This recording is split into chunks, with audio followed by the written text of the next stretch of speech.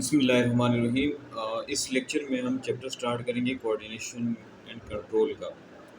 तो जो हमने इसमें बेसिकली नर्वस सिस्टम को मेनली डिस्कस करना है एंड उसके ये सारे टॉपिक्स इसी लेक्चर्स में हम डिस्कस करेंगे।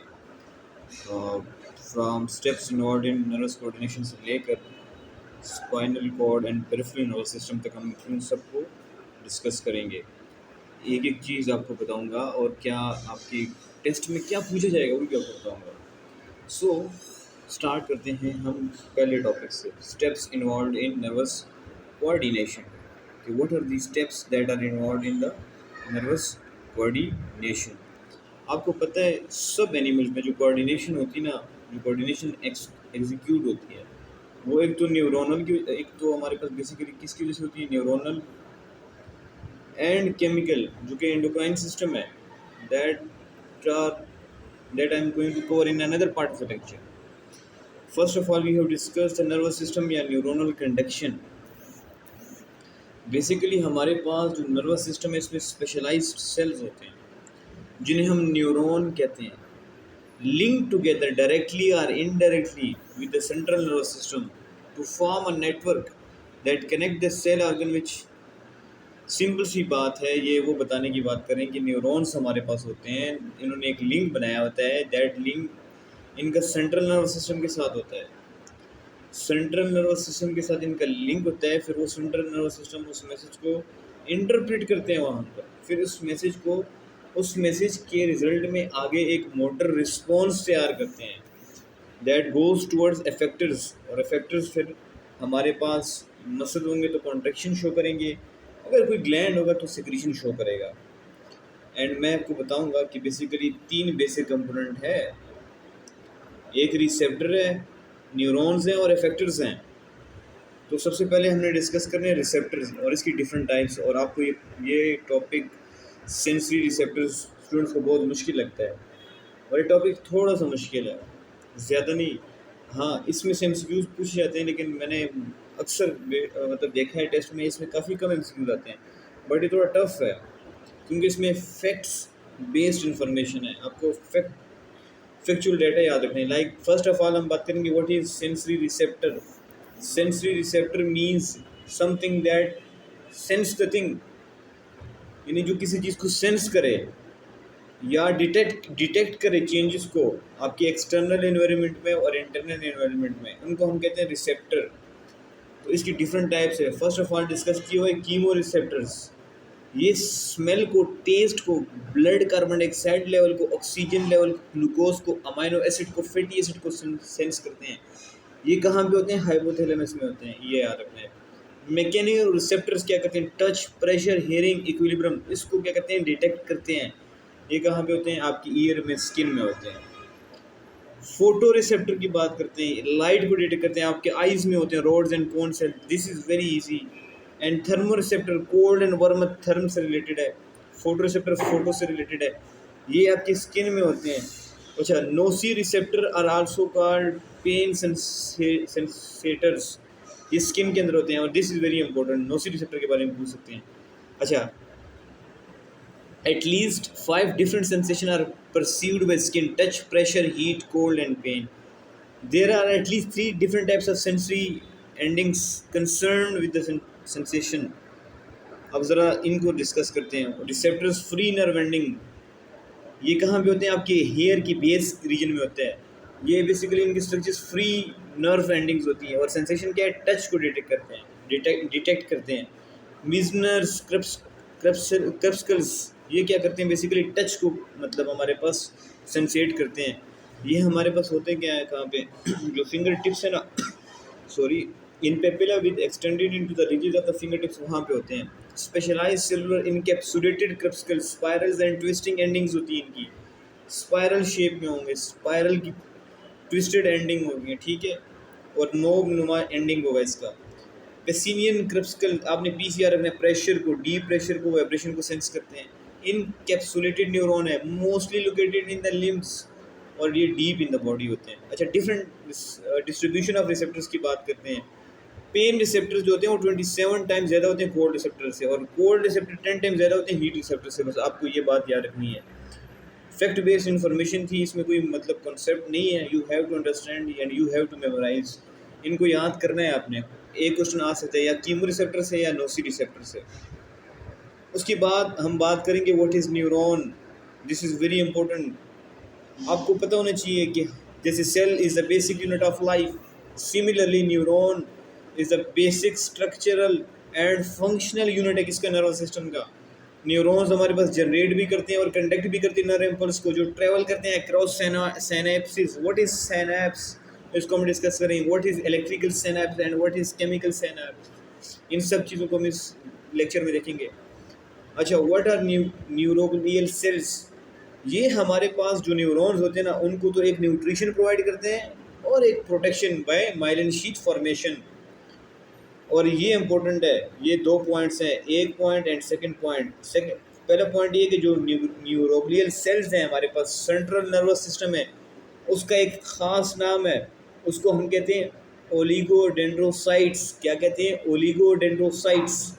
And second thing, central nervous system में क्या कहते हैं उसे, ओलिगोडेंड्रोसाइट्स कहते हैं। पेरिफेरल नर्वस सिस्टम में उसे क्या कहते हैं, शुआन सेल्स कहते हैं। क्या कहते हैं, शुआन सेल्स। आपसे ये क्वेश्चन पूछा जा सकता है पेपर में, और ये मोस्ट फ्रीक्वेंटली आस्किंग क्वेश्चन है। पहली बात मैंने की कि जो हमारे पास न्यूरोग्लियल सेल्स हैं उनको सेंट्रल नर्वस सिस्टम में ओलिगोडेंड्रोसाइट्स का नाम दिया गया है, जबकि पेरिफेरल नर्वस सिस्टम में उनको शुआन सेल का नाम दिया गया है। You have to remember.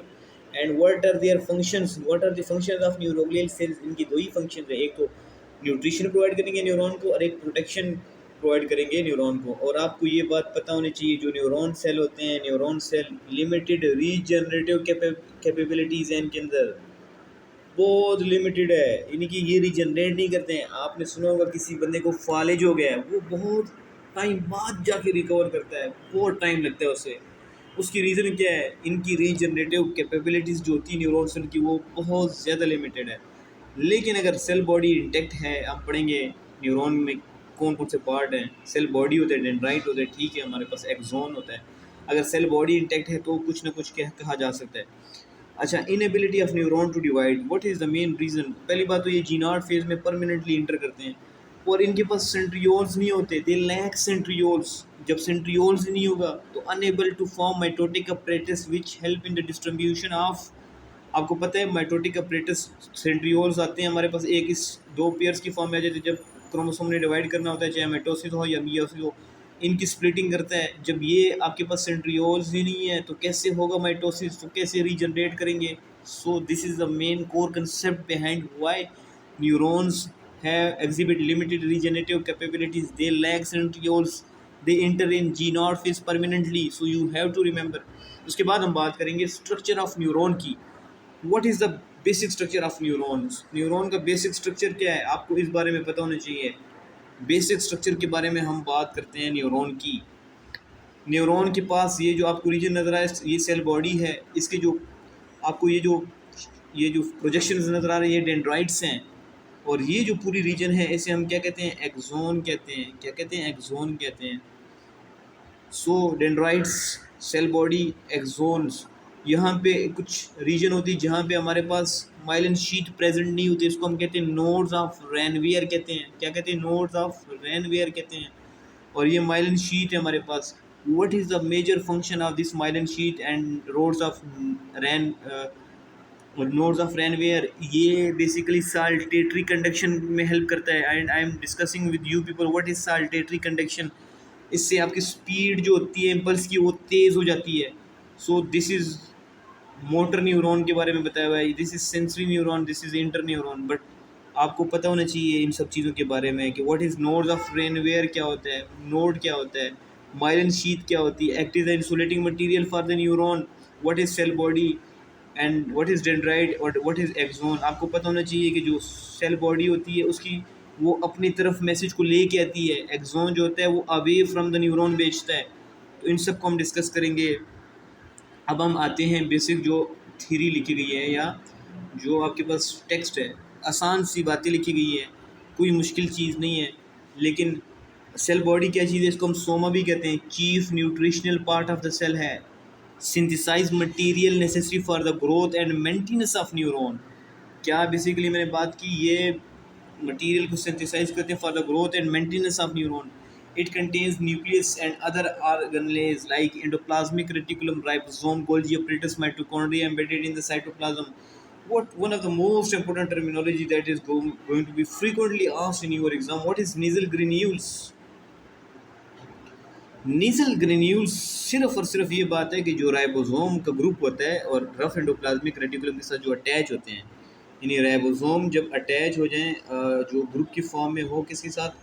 R E R के साथ. किसके साथ? आर ई आर के साथ, रफ एंडोप्लाज्मिक रेटिकुलम के साथ. इसको हम कहते हैं नेजल ग्रेन्यूल्स. ये बात आपको याद रखनी है. Very important line. If it is intact the neuron can regenerate it's axonal and dendrite. अगर कोई डिजीज सेल बॉडी को इफेक्ट करे तो समझ जाओ कि बस फिर कोई चांसेस नहीं है रिकवरी के. अच्छा, what is axon? Axon process carrying impulses away from the cell body are called axons. इनके अंदर भी माइटोकॉन्ड्रिया होते हैं, माइक्रोट्यूब्यूल्स होते हैं और न्यूरोफाइब्रिल्स होते हैं, आर ई आर होता है और गोल्जी अपरेटस होता है. ठीक है.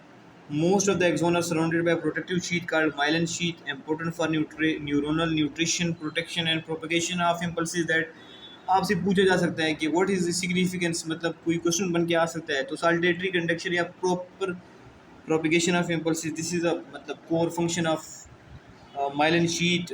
अच्छा, what are dendrites? These are processes that carry impulses toward the cell body. ये हमारे पास क्या होते हैं? स्पाइनी लुक होता है इनका. ठीक है. These fibers are usually thin fiber divided of Schwann cell and ये नॉन माइलिनेटेड होते हैं, इनमें Schwann cells ही नहीं होते. ठीक है.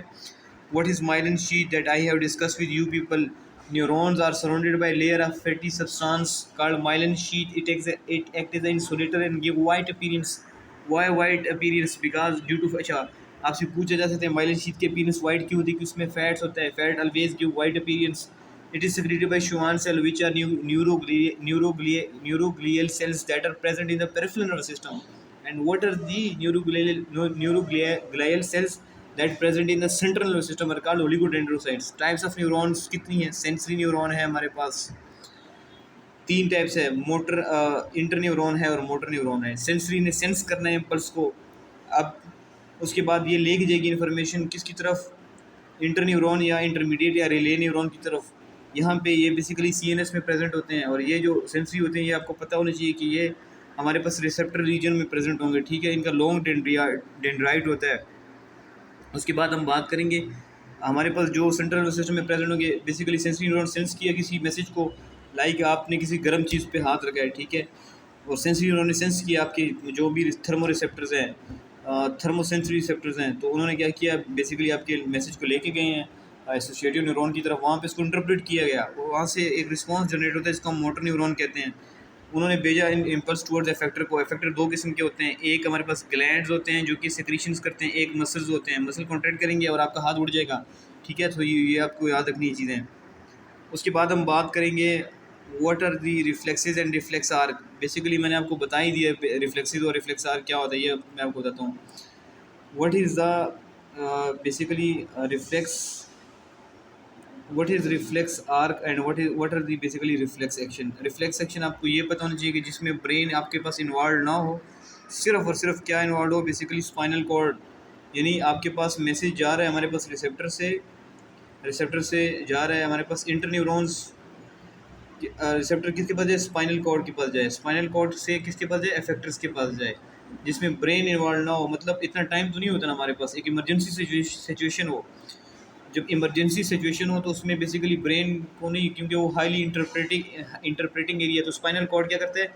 ये अनकंट्रोल या इनवॉलंटरी एक्शंस को मतलब वो करता है, रेगुलेट करता है. सो इस स्पाइनल कॉर्ड क्या करेगा? जल्दी एक्शन मतलब अपना रिस्पॉन्स जनरेट करेगा और इफेक्टर की तरफ भेजेगा. सो इसको हम कहते हैं रिफ्लेक्स एक्शन. इसका पाथवे भी हम डिस्कस करेंगे. ठीक है. इसकी टाइप्स है बहुत ज़्यादा, मतलब डिफरेंट काइंड्स ऑफ टाइप्स है. और इसकी बेसिक्स मतलब किस बेस पे है? बेस्ड ऑन टाइप और function. This based on the movement of the organ और parts of the body that move due to reflex. मतलब किसी बॉडी पार्ट्स जो मूव करते हैं ड्यू टू रिफ्लेक्स को. Some reflexes move skeletal muscle reflexes that involve the function of internal, मतलब कुछ internal cardiovascular system को इन्वॉल्व कर सकते हैं, डाइजेस्टिव सिस्टम को इन्वॉल्व कर सकते हैं, सेक्रेटरी सिस्टम को.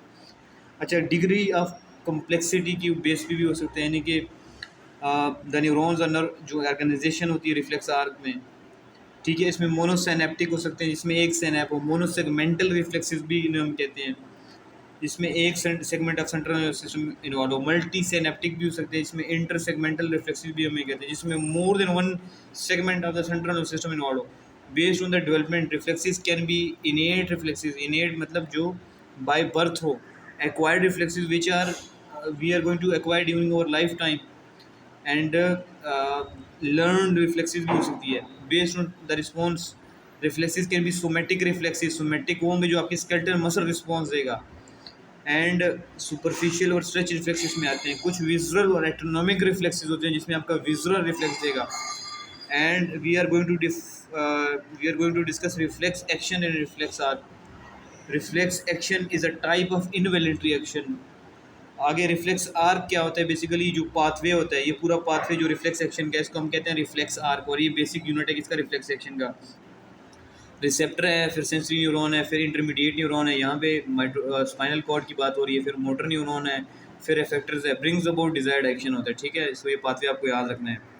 एंड दिस इज अगेन, मैंने क्या कहा था कि कहाँ पे इंटरप्रेट होंगे आपके इंटर न्यूरॉन्स जो होते हैं वो स्पाइनल कॉर्ड के होते हैं, नॉट ब्रेन, क्योंकि स्पाइनल कॉर्ड जो होते हैं वो इन्वॉलंटरी एक्शन में इन्वॉल्व होते हैं। ठीक है अब ये देखो पिन है, आपको एक पिन चुभी है, आपको मतलब आप तो क्या हुआ, रिसेप्टर ने इसको सेंस किया, फिर सेंसरी न्यूरॉन इसको मैसेज लेके गए हैं। ठीक है, ये जो आपको पता होना चाहिए, जो हमारे पास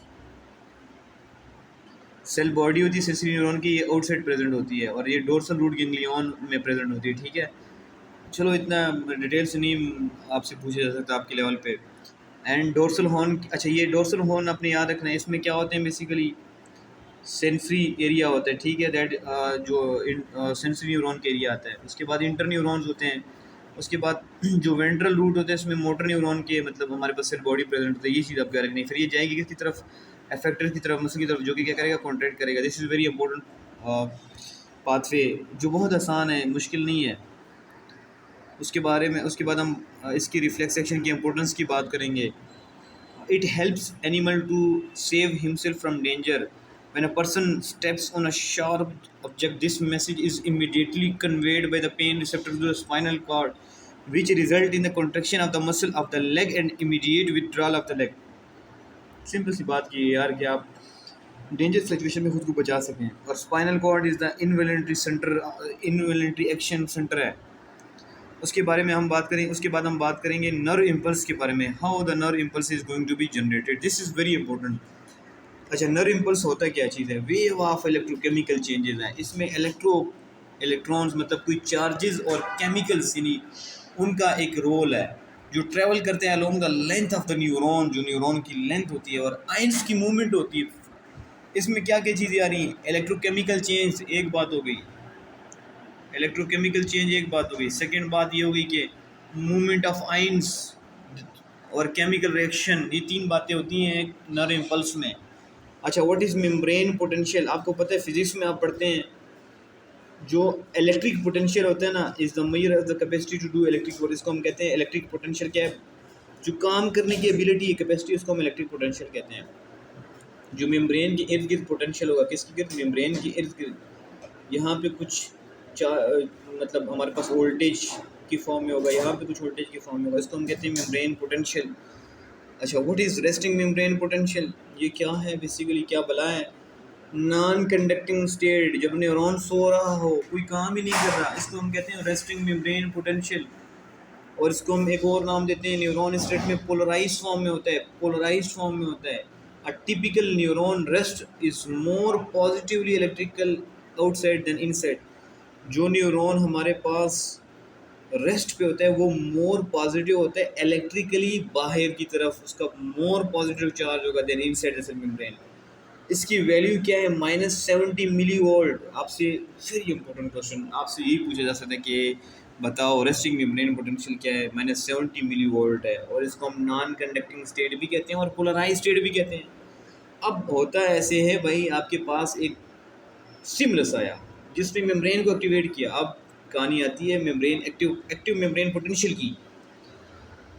जब न्यूरॉन किस में हो, नॉन कंडक्टिंग से कंडक्टिंग स्टेट में कन्वर्ट हो जाए, और पोलराइज से क्या हो जाए, देखो डीपोलराइज हो जाए। क्या हो जाए, लफ्ज़ यूज़ करूँ, डीपोलराइज।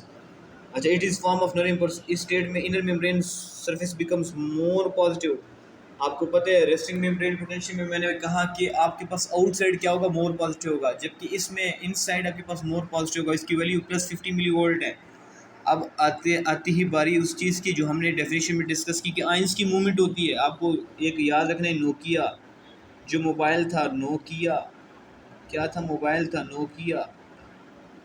आपको ये बात याद रखनी है। एन से आता है सोडियम आइंस, के से आता है पोटेशियम आइंस, एन के साथ ओ है तो ये outer sodium ions outer outer portion में 10 फोल्ड हायर इन कंसंट्रेशन होते हैं। ठीक है, ये याद रखनी है इनसाइड की तरफ, इनसाइड की निस्बत। जबकि पोटेशियम आइन हमारे पास 20 टाइम्स अंदर की तरफ ज़्यादा होते हैं देन आउटसाइड।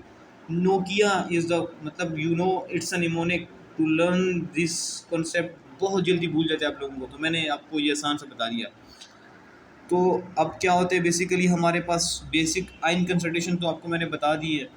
अब लार्ज नेगेटिव ऑर्गेनिक मॉलिक्यूल होते हैं हमारे पास, सच एज प्रोटीन्स होते हैं, ऑर्गेनिक एसिड होते हैं। वो कहाँ होते हैं? इनसाइड मेम्ब्रेन होते हैं than outside. This makes the inside of the neuron membrane more negative. क्या होते हैं मोर नेगेटिव? कौन होता है? जो हमारे पास नेगेटिव ऑर्गेनिक मॉलिक्यूल्स होते हैं। ठीक है, अब हम बात करेंगे चैनल्स जो इन्वॉल्व होते हैं। सोडियम पोटेशियम एटीपीएज पंप, ये आपको याद रखना है। This pump sodium potassium ATPase pump हमारे पास सेल मेम्ब्रेन के अंदर क्या होता है? सोडियम पोटेशियम एटीपीएज पंप होता है। आपको पता है इसको जो सेल मेम्ब्रेन होती है ना न्यूरॉन की, उसको हम एक स्पेशल नाम देते हैं जिसका नाम है न्यूरोलीमा। क्या नाम है? न्यूरोलीमा।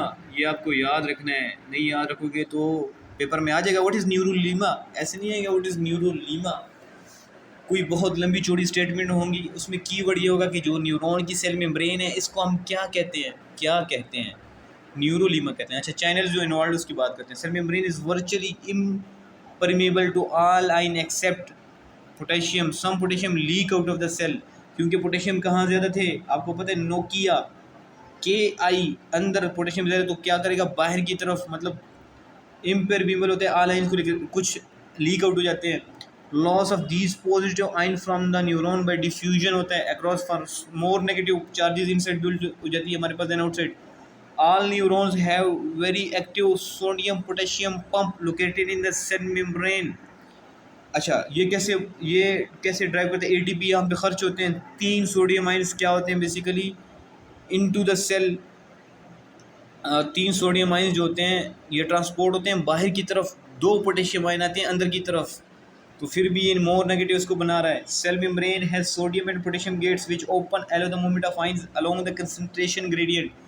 अब आप कहेंगे सर ये एटीपीएस पंप क्यों यूज़ कर रहे हैं आप, यहाँ पे डिफ्यूजन क्यों नहीं हो रही? जबकि आपने पहले पॉइंट डिस्कस किया यहाँ पे डिफ्यूजन हो रही है। आपको पता है पोटेशियम कहाँ ज़्यादा होते हैं? अंदर ज़्यादा होते हैं। तो अंदर जब ज़्यादा है तो उसने बाहर की तरफ जाना है, तो हमें कोई फोर्स की ज़रूरत ही नहीं पड़ी क्योंकि हाइयर से लोअर की तरफ जा रहा है। जबकि हमारे पास यहाँ पे क्या हो रहा है मेरे भाई? यहाँ पे ये काम हो रहा है कि क्या कह रहे हैं वो लोग कि these pumps transport 3 sodium ions out. Sodium ions हमें क्या कहते हैं? नोकिया।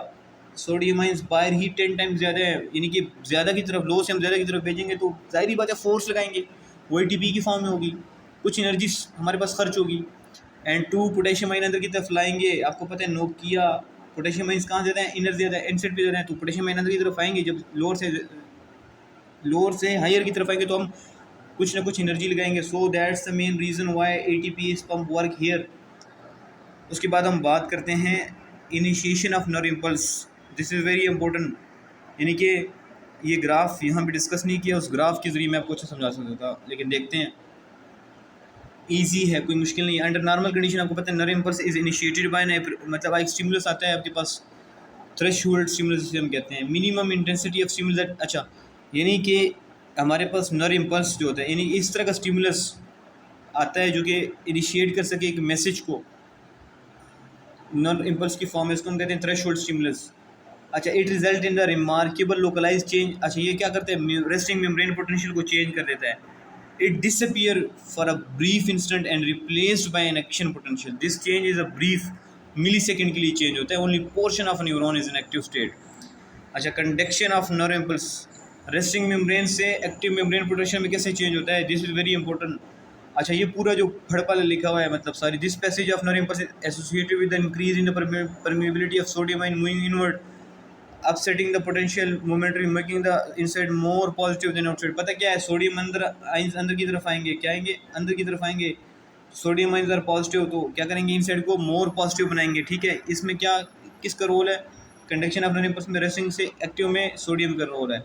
अच्छा, अब अभी बताते हैं, this increase permeability is due to opening of sodium gates. When these gates open, sodium rush into the neuron by diffusion, some potassium moves out. आपको पता है नोकिया, sodium ions are higher in concentration 10 times more than inside, outside ज़्यादा होते हैं, inside तो diffusion होगा, simple सी बात है। अच्छा, उसके बाद ये मतलब सम पोटेशियम आइंस मूव्स आउट, क्योंकि पोटेशियम आइंस अंदर ज़्यादा है, इस डिफ्यूजन के जरिए क्या होंगे, सोडियम आइंस अंदर आएंगे और पोटेशियम बाहर जाएंगे। उसके बाद inner side of the membrane जो हमारे पास है, क्या कह रहे हैं, इस लाइन पे, inner side of the cell membrane has excess of positive ion and outer surface becomes more negative. तो अंदर की तरफ क्या हो जाएगी, पॉजिटिविटी हो जाएगी, बाहर की तरफ नेगेटिविटी हो जाएगी। During active membrane potential neuron conduct impulse in the form of nerve impulse. ये आपको पता है, सारी चेंजेस एक साथ होंगी till the impulse reach the synapse. अच्छा, resting membrane potential is restore by the movement of small ions. अच्छा, बेसिकली कुछ टाइम बाद क्या होता है, soon after the passage of impulse resting membrane potential is restore by the movement of small number of ions. Potassium ions moving out, मतलब बाहर की तरफ जाना स्टार्ट करेंगे, तो बेसिकली वो ये कहना चाह रहे हैं, जब आपके पास एक इम्पल्स आई है, मैसेज कन्वे हुआ है, उसके बाद पोटेशियम आइंस क्या करना है, बाहर की तरफ जाना है, ताकि वापस अपनी वही नॉन कंडक्टिंग स्टेट, जिसे हम पोलराइज स्टेट कर कहते हैं, वो गेन कर सके। उसके बाद हम बात करते हैं कि हमारे पास वही बात आ गई कि एक्टिव मेम्ब्रेन से रेस्टिंग मेम्ब्रेन पोटेशियम में कैसे जाता है, रीपोलराइजेशन कैसे होती है, रीस्टोरेशन कैसी होती है, कि वापस कैसे सो जाता है न्यूरॉन। तो रिजल्ट फ्रॉम द, आपके पास सोडियम गेट्स बंद हो जाएंगे, पोटेशियम आइंस ओपन हो जाएंगे without the flux of potassium ions causing repolarisation. तो क्या होता है, ये आपके पास अभी आपको मैं बताता हूँ, सोडियम पोटेशियम पम्प रिस्टोर करता है ओरिजिनल ग्रेडियंट को, thus resting potential and the whole process of depolarisation and repolarisation. ये आपके पास 2.3 मिली सेकेंड जो है ना, ये आपके पास बहुत ज़्यादा इंपॉर्टेंट है। ठीक है, ये आपने याद रखना है। अच्छा, आपके पास एक क्वेश्चन आता है कि यार एकदम नहीं होता, ये बात आपने याद रखनी है, सही है ना, एकदम ये नहीं होता। इसमें आपने एक टर्म्स पढ़ी है अपनी बुक में, हाइपर पोलराइजेशन। हाइपर पोलराइजेशन ये क्यों होता है, इसके रीज़न पूछते हैं। मतलब थोड़ा सा आपको पता है, इस तरह का ग्राफ होता है, ये देखो ऐसे जाता है, अब ये रेस्टिंग मेम्ब्रेन था ना, तो ये थोड़ा सा नीचे आ गया, ठीक है ना, वापस इसमें जाने, ये जो पोर्शन आपके पास आ रहा है, ये ड्यू टू हाइपर पोलराइजेशन। और इसकी रीज़न क्या है, बेसिकली इसकी रीज़न यही है हाइपर पोलराइजेशन की, कुछ डिले आता है। किस चीज़ में डिले आता है, सोडियम गेट्स तो बंद हो जाते हैं, लेकिन पोटेशियम आइंस थोड़े डिले, यानी थोड़े डिले के बाद जाके ओपन होते हैं, that leads to hyperpolarisation. और ये आपके पास MCQs पॉइंट है, थोड़ा सा मुश्किल है। हाइपर पोलराइजेशन क्यों होती है एकदम, यानी कि ये देखो हमारे पास ये ग्राफ ऐसे होता है, देखो मैं आपको बताता हूँ, ये रेस्टिंग मेम्ब्रेन पोटेंशियल है, ये यहाँ से स्टार्ट होता है, ये ऊपर जाता है, ठीक है, यानी यहाँ पे एक्शन पोटेंशियल अचीव हो जाता है, वापस क्या हो रहा है, रीपोलराइज हो रहा है। लेकिन यहाँ पे इसने रेस्टिंग पे इस लाइन पे वापस आना है, तो ये नहीं होता, ऐसे ऐसे होता है, बेसिकली इस फॉर्म में आता है। ये पोर्शन क्यों होता है, वो कहते हैं हाइपर पोलराइजेशन क्यों होती है, basically due to delay in sodium gates बंद हो जाते हैं, जबकि पोटेशियम आयन थोड़े जल्दी, थोड़े डिले, थोड़े टाइम बाद जाके मतलब ओपन होते हैं। So that's the main reason. ठीक है, आपको ये बात याद रखनी है। अच्छा, what is the speed of nerve impulse.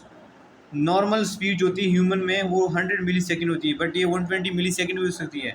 और टाइम कितना है, 2 से 3 मिली सेकेंड, ये आपने याद रखना है। एक मिनट दोबारा देख लेते हैं, 2 से 3 मिली सेकेंड है ये। आप ये MCQs हैं, एक 2 से 3 मिली सेकेंड, और एक आपके पास ये MCQs है 120 मिली सेकेंड। अच्छा, आपको बताया था node to node jumping manner होती है, इसको हम सल्टेटरी इम्पल्स कहते हैं। आपके पास पता है, यानी कि यहाँ पे माइलिन शीट है, यहाँ पे नहीं है, यहाँ पे माइलिन शीट है, ये जो जगह इसको नोड्स ऑफ रैनवेयर कहते हैं।